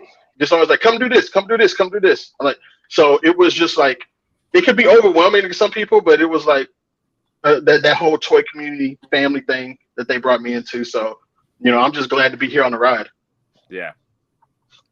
Yeah, I mean, everything that you just said is like, I feel like how our entire cast and how everyone has united. It's just like click, from the moment any of us have hung out, it was just like, this works. Like, this is funny. And I find out more and more like funny things about each other. Oh, it's been a great ride. Like I said, I would when Craig told me about this like 3 days before filming, like, hey, you should come do this. I was like, how long have y'all been doing this? And he was like, oh, we've been doing this for a while. We've been planning this for a while. I was like, why are you just now telling me this? Yeah, Craig hit me up and he was like, yo, my buddy Rube, and who, like, I guarantee I've seen in like some videos before. So it was like, all right, yeah, I'm aware of the dude. But he's like, he's super into this. He wants to come like help out and be a part of it. Because this was when we were making last song. We just had the few characters written. We working over complicated, whatever. And then it was like, Rube, you were there every day, dude. Like almost every day. I was like, for a lot of the long days, I was there. Yeah, you were there for like the main ones, but you were there like nearly every day. So it was just like, and again, click, dude. Everything clicked. He's the best buffer in the business, Yeah. The whole thing is, I never wanted to be in the movie. I didn't care about being in the movie. I just was like, I just want to be crew. Just let me be crew. Let me help with this, and let me do with, because you need people for that. And then Craig just kept saying like, hey, we'll put you in. And I was like, well, just let me know. Just let me know if you're gonna put me in it, like whatever. And then that's where Beanie Bill came from. Yeah, we got it. That's why we have cast members. Doesn't Beanie Bill have a YouTube channel? He does. Yeah. Beanie Bill, Beanies for Life does exist now. It really does. But no, I'm like, this whole thing is like Craig was lying. This is what I wanted to do. Like, you guys, and this is like what Craig and I talked like right before we went to Jersey, and we said if you would have told us a year ago that we would have had filmed a movie, and had going to Jersey to show it at Kevin Smith's theater, we would have told you you're full of shit. You don't know what you're talking about. You're stupid. Get away from me. And here we are a year later. Like, think about it. When we started day one, it still ain't been a full year. No, we're not even. That's 11 months ago. Which is totally unheard of. Like in the feature films, well, we'll see in like 3 years. No, not this one. Yeah. This one's another beast. So, dude, this one's got DVD copies available now in the description below. And we haven't even hit the year mark. Like, that's ridiculous. And like, because of the way the entire production went down, it's just like I feel like we've gone through so much together already. You know what I mean? Like the amount of friendship that everyone in the cast and crew has experienced in such a short amount of time feels like it should have been spread out over years and years. You know what I mean? Oh yeah. Like less than a year ago, we're just meeting each other, and then we're bunking up in hotels in random places in Jersey, and we're just all like freaking driving Honda Fit in New York City. You know what I mean? The Fit. Hey, I love that day when we were in Times Square. Just like, it was just like, Craig after doing the theater. Yeah, Craig wasn't there. They were, Craig and Boston Mike were still trying to get there, but we were already in Times Square looking around. But that was what we sat out there, like, it was a surreal moment, like what we just did. Yeah, like, everybody played their part. We're all crushed together going through New York City. Oh my God, we're not even. No, we're not talking about after Times Square. We're just talking about Times Square and then going home. Times Square. No, that's why I made that funny face. It was literally the worst experience of going to New York. No, well, Times Square was okay. It was Rockefeller Center that we had to deal with. No, there was like 30 minutes of that entire day that were cool. Like, we were in the crowd for what, an hour and a half trying to get through it. Dude, it was broken. And we were still within a 3-block radius. Yeah, we walked a few blocks in basically 2 hours. That's how crowded it was. Pizza was good. Oh my God, that was horrible. The pizza was good though. Dude, we ate so much street pizza. It's like a shout out back to the shoot day then, huh? Just yeah. Dude, that's exactly what it was, right? Pizza's different. I think next time we're going to be a little bit more prepared for that. Yeah, it would not go during Christmas. Yeah, not go during Christmas. But yeah, I mean, just to quickly talk about like to kind of start getting us closer to ending this and finding our moment to pick up on next time we do this, because I've had a lot of fun. So I think this is something that we should do to kind of just keep informing everyone, and we got a lot of more casts to go through. So, but in terms of screenings that Retro Freaks has had so far, we've had our premiere, Retropalooza. Obviously, we got the digital screener out, and we have like the DVDs available now in the description below. So if you wanted to watch it, you can watch it at any moment. But Texas Theater, the Retropalooza, and Smod Castle Cinemas in Highlands, New Jersey, which is Kevin Smith's theater. Those are the three main ones we've done so far, right, guys? Yeah. Yes. Yeah, we did the festivals too. There was a couple festivals, one in California, I think. Yes, there was. Yeah. So yeah, we played in California. And could I announce what? Yes, that's what I was just getting to. So that, and then we have a few more showings that are going to be happening throughout the world that are coming up. And we just found out about one of them today. Michael texted us like, I don't know, half an hour before we all came on. So take it away. Yeah, we got accepted into the Renegade Film Festival. It will be in Atlanta, Georgia. The movie will be screening. We haven't gotten the schedule yet, but someday between March 2nd and March 4th. That's soon, dude. This is super soon. When I got my bags. Say it again. I'm ready to go. Let's go. Well, Dude, me, Dave. I'm ready to go. Atlanta, Georgia. All right, and Craig just said local DFW peeps can go to Horror Freak, Dallas Vintage Toys, and Empire Toys to pick up a physical copy. It's like a double promo. You could buy a toy or get a DVD. Oh yeah, there you go. And you could, if you watch the movie, then you could buy it, likely buy a toy that is in the movie. Hey, that's gonna be valuable. Yeah, it's crazy. But I got sidetracked because I was reading Craig's comment. What did you say, Mike? Oh no, the film will be screening in Atlanta. Fucking Atlanta, dude. So we're going to Atlanta. It's dope. Awesome. Atlanta's drivable. Atlanta's drivable. It's like 12 hours. Do it. Yeah, it's like 10 hours, but you know. That's drivable. It's about probably. Sure. We're driving. Probably about 15 hours. 15 hours. We're taking the fucking Greyhound and we're going. Wait. Hey, you know what? If all of us go on the Greyhound, I would go with everybody. We could all just be on the Greyhound. Yeah. Since he's shaking his head because these are realists, and I don't like it. But think about it. You're not sitting around strangers. You're sitting around. We're all together. Yeah. We're all on the same bus. We could always Boston throw down on an RV. What? We get an RV. I'll do. Yeah. I'm not trying to ask Cincy if he's going to ride with me all the way to. I'm just saying, Greyhound. That ticket's like $50. Craig's in. Everyone's voting. Yeah. So. I bet there's like some kind of tour bus that we could get. That's like there is a tour bus. Beds. You know what I mean? That's got those bunk beds. And we could just drive that. And Cincy, stop giving me your freaking realist eyes. You're coming. I'm buying a trailer this weekend, so we can all live in a trailer. We kid that is it Are we smuggling people?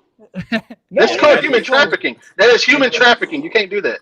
Craig said the magic school bus. Magic school bus. The magic school bus. Right. Yeah. Hey, they won't just fly there or whatever. That bus. See, Emily said 11 hours and 23 minutes. There we go.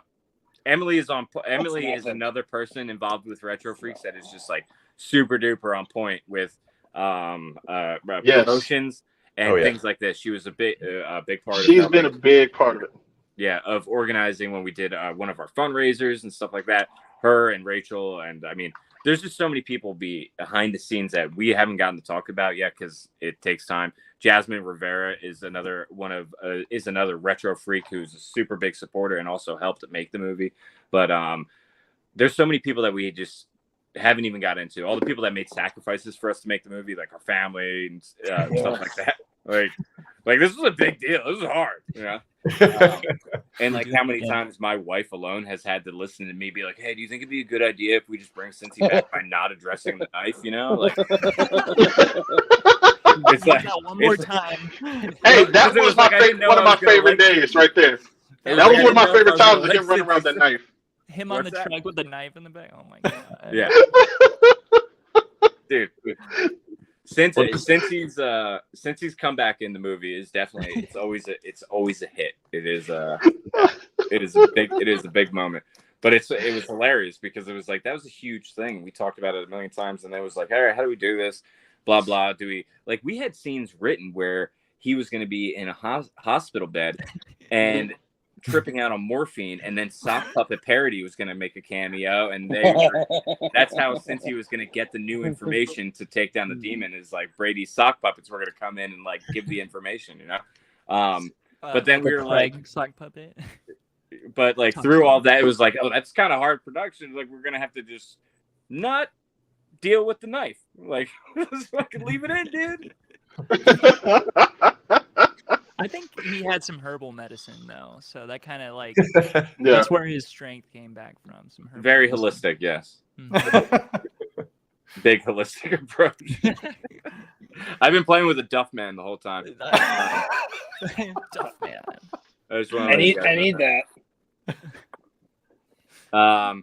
So if do you want to do a roundabout and kind of start saying bye to everyone? Let me go first and get Craig back in here. Okay. I'm just gonna say good night. You only can have 6 people at a time? I think so. I can like wave by. Zoom wouldn't do that. Zoom wouldn't do that. Yeah. Zoom will let you put as many people you want. Is that what you have for a tramp stamp in your back there, Rube? I think he's full screen. But no, I want to thank you guys for letting me be a part of this, and it's been a great adventure, and I've had a blast.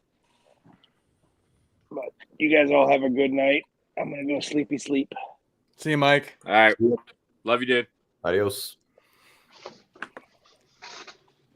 Now he's just hard as Now you're sideways, dude. You're sideways. That was the ruined moment. We could have just seen what he did. Yeah. We should have played that out longer. Thank you everybody for tuning in. I will be departing as well. I'm so glad that you brought me on here to talk a little bit, Dave, and I guess I will be heading out now. So I bid all of you farewell, and the next one's coming soon. We'll see you on the next one. See you, Brady. Later. Oh, my next. Okay, guys. I want to say I'm not just gonna leave, but I'm just gonna say my farewell. Thank you for allowing me to be we a don't part have of to it. say goodbye and leave. Like that doesn't need to be the thing. I know that's what I was like. Everybody exit stage. I'm like, why? Just stay here. Wait, Craig, come back though. Hey, what's up? All right. Because I'm like, is it going to happen to where just one of us is left? Like that's going to be weird. Yeah, that's what I'm saying. Craig is the last one in here. Where everybody go? Weird. But again, guys, thank you for allowing me to be a part of this. You know, I've been a part of sets where I'm just there like one day and that's it. But being a part of this has really opened my mind up for a lot of stuff. Craig and I talk about so much and everything. Everybody being able to have so much input into everything and not just being there like, hey, move this light, move this. Yep. No, everybody has some kind of input and some kind of something into they put personally into the movie, and that's what I loved about doing this. And I'm here until we don't do any more of these. So guys, I love you guys and meeting you guys this year, making one of my dreams come true. Awesome. Again, thank you.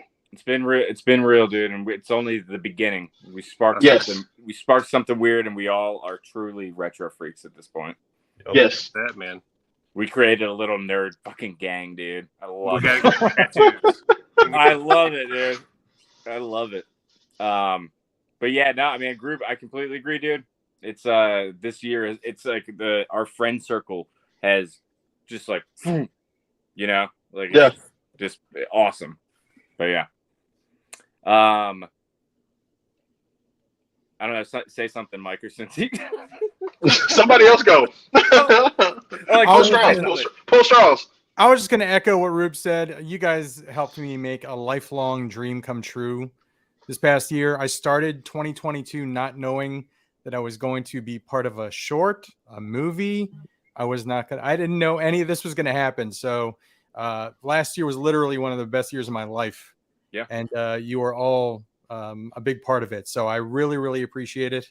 You have sparked something inside me. All I want to do is act now. And I can't wait to start filming this. I literally, the day we ended filming on Retro Freaks, I wanted to come back the next day and start filming again for the sequel. So I think I'm I'm one of the most excited people to start filming this thing, and I want to keep going. So yeah. We need to blow up a car. Yeah.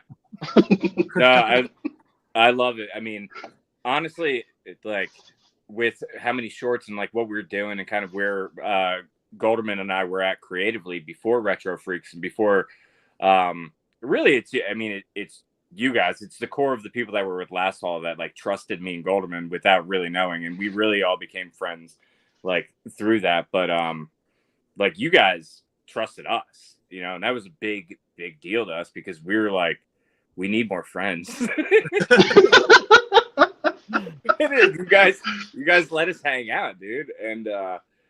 And 2022, I mean, it was a crazy year. I had a kid, like everyone had like full-time jobs. There was a lot of people changing jobs. It was a crazy year for everybody involved, but it was like the best year ever, you know, because it was like we get to, like, as you get older and hanging out, like you can't really hang out and not accomplish anything. It's like those opportunities don't arise. But like now we created something where we can hang out with our friends, but we're still being productive in a sense, and we're being creative, and that's kind of created like a second life. You know, it's weird. It's weird. It's exciting. Yeah. And like seeing the passion that has changed in everybody that's involved with Retro Freaks, like specifically with you guys, like I've watched everyone grow from being some of my favorite toy vloggers and their acting just growing in front of us, like learning as we go. And it's just like, dude, like, it's like that was funny, or that was a good choice. And like we were talking about before with the Cincy and Craig and that scene with Ross, who is amazing. We'll talk about him next time. But like the choices that they made, I was like, dude, they fucking get it, dude. Like it's like they're acting, you know, they're not just saying lines, they're acting. Yeah. And I could see like the passion, like it was very clear through social media and stuff, like how excited Craig and Cincy were to be a part of this and to be making a movie. Like throughout the entire journey, I could see like how everyone's getting more and more hyped, and that's energized me as well as a filmmaker, like to be like, yeah, fuck yeah, dude, let's just keep doing this. Yeah.